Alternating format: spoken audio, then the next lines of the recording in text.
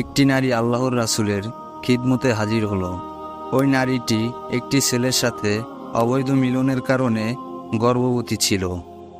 একদিন নারীটি বলল, হে আল্লাহর রাসূল, আমি একটি দণ্ডনীয় অপরাধ করে ফেলেছি, আমাকে আপনি শাস্তি দিন। তখন আল্লাহর নবী তার এক আত্মীয়কে ডেকে বললেন, তুমি মেয়েটিকে নিজের কাছে যত্ন সহকারে রাখো এবং সন্তান প্রসবের পর আমার কাছে নিয়ে এসো। তখন মেয়েটিকে নিয়ে ব্যক্তিটি চলে গেল। তার কিছুদিন পর মেয়েটির একটা বাচ্চা হলো। তখন ব্যক্তিটি মেয়েটাকে নিয়ে নবীজির কাছে এলো। সেই সময় আল্লাহর নবী মেয়েটির কাপড় মেয়েটির শরীরের উপর মজবুত করে বেঁধে দেওয়ার আদেশ দিলেন, আর মেয়েটিকে পাথর ছুঁড়ে মেরে ফেলার হুকুম দিলেন। মেয়েটিকে মেরে ফেলার পর নবীজি নিজেই তার জানাজার নামাজ পড়ালেন।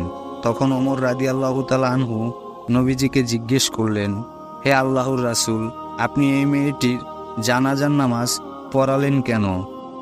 এই মেয়েটি তো একজন জিনাকারী ছিল।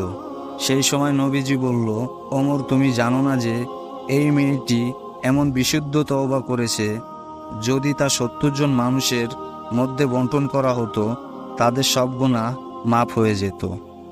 আর এর চেয়ে কি কোনো উত্তম কাজ আছে, যে কিনা আল্লাহর ভয়ে তার প্রাণকে কোরবান করে দিয়েছে।